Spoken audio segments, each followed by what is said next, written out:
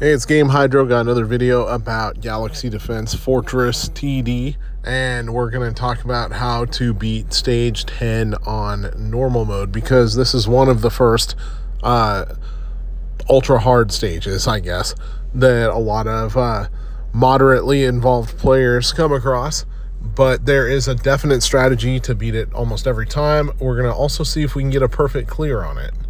So, without further ado, we're going to start Stage 10 normal mode. All right, so we've got our favorite skills that we like to use on this stage. And as we blow away a few of these guys, we're going to unlock, or rather, get a few of our skills. Number one, I like the beam and the hive. For the early going, I'm going to go beam. But either one of those out of the two is a good first skill. Next, Thunderbolt out of these three skills. Part of my favorite loadout already. After that, let's see what we got. I'm going to upgrade the beam. Upgrading the lightning always works pretty well too, because the lightning has it has ultra strong power, and with some of the upgrades, you can get better splash damage out of it. The name of the game here basically is splash damage. Another beam upgrade and another lightning upgrade. I'm going to go the lightning upgrade here, because not only does it decrease the cooldown time, but it increases the damage done. So that's kind of killing two birds with one stone here. So far, those two skills, pretty effective. Out of these ones, I'm going to go with the beam upgrade. Again, this one will decrease the cooldown time in order to allow the beam to happen more often. Now, the reason the beam is one of my favorite skills is because it generally automatically targets the closest enemies to your base. So it is very good for protecting your base from getting attacked. Beam duration 40, lightning strike damage 50. I'm going to go beam duration 40 out of those two.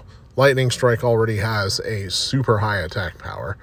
So, while that's extra effective after a few extra lightning bolt upgrades, I like the beam one. Beam penetration. All beams inflict vulnerable effect to targets. So what does vulnerable do? Damage increase. Damage taken is increased by 25% for 5 seconds.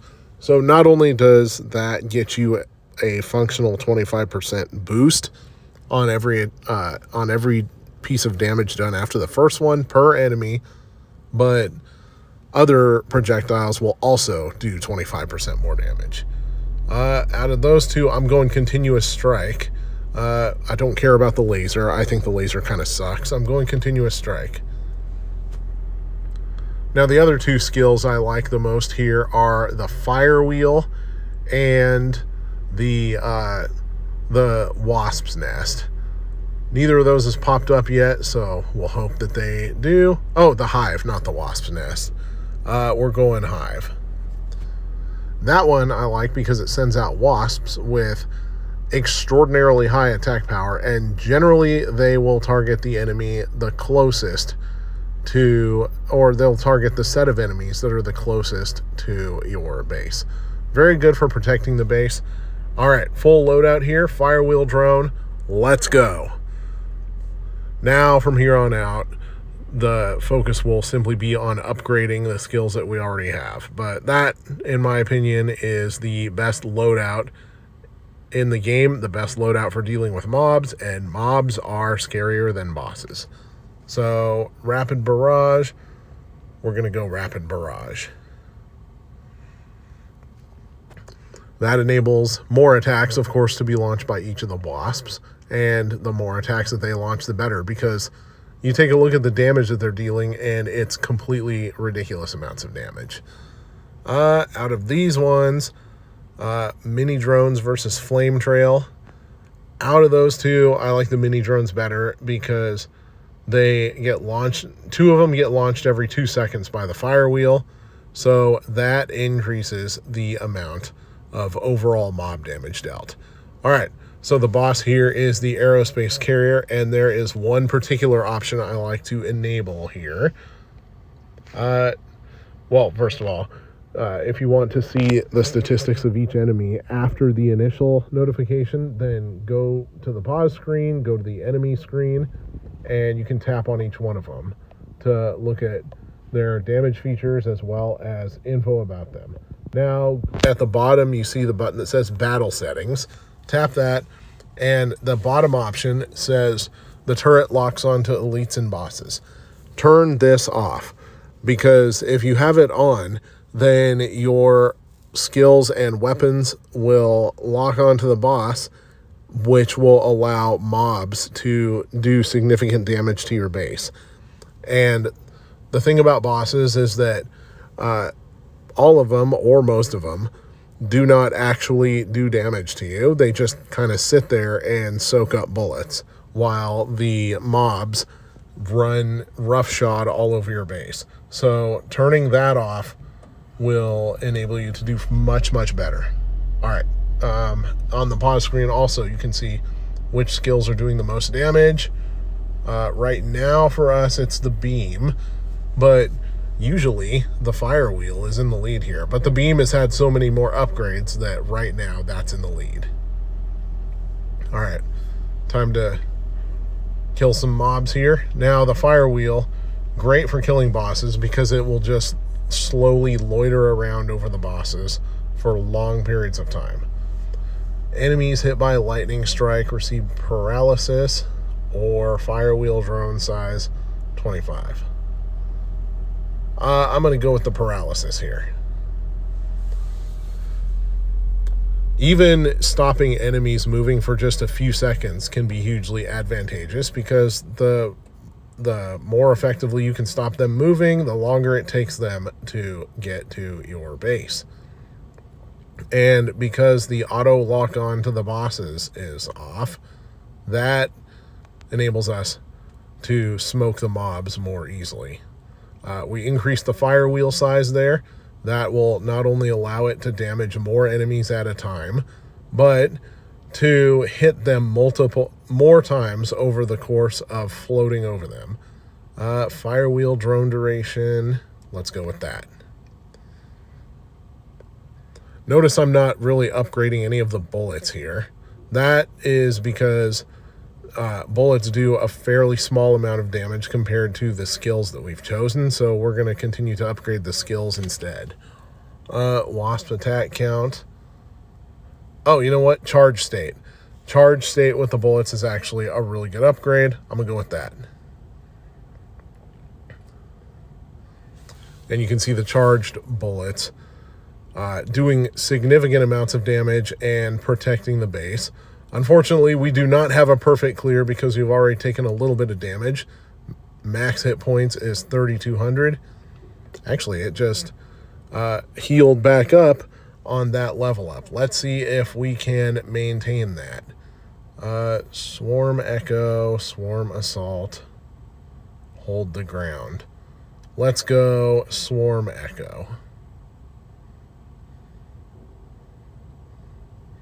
All right, the base has taken a little bit of damage here, but nothing I'm too worried about as long as the bees can continue doing their job. Not the bees, not the bees. All right, sorry. Had to get that out there. Wasp attack count 2.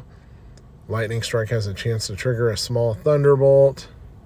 Wasp damage 50%. Let's go wasp attack count 2. Because we've already got quite a bit of wasps, and because we already upgraded the number of wasps, that will have a pretty significant effect.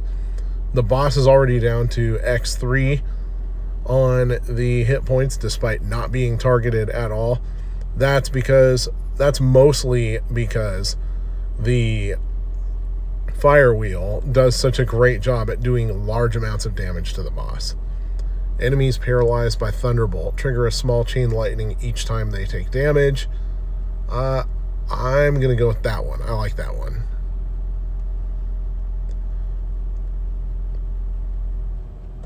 So for those in the know, chain lightning is potentially the most overpowered improvement to a skill in the game, because it bounces lightning around and causes lightning to absolutely devastate large amounts of enemies at a time.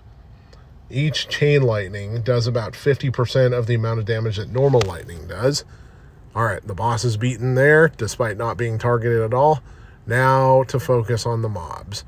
And already the wasps are making pretty short work of them. Let's go with Swift Strike on this one. Enemies are moving pretty fast, but it looks like we're going to finish with over 50% of the base's health intact here. Last few getting destroyed. And there we go. We cleared normal stage 10. That's how you beat normal stage 10. That's probably the best set of skills to use.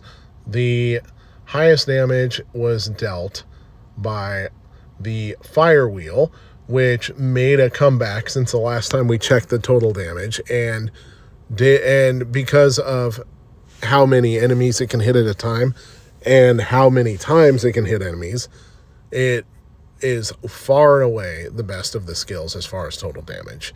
The lightning, surprisingly, second place. I say surprisingly because I never unlocked the chain lightning.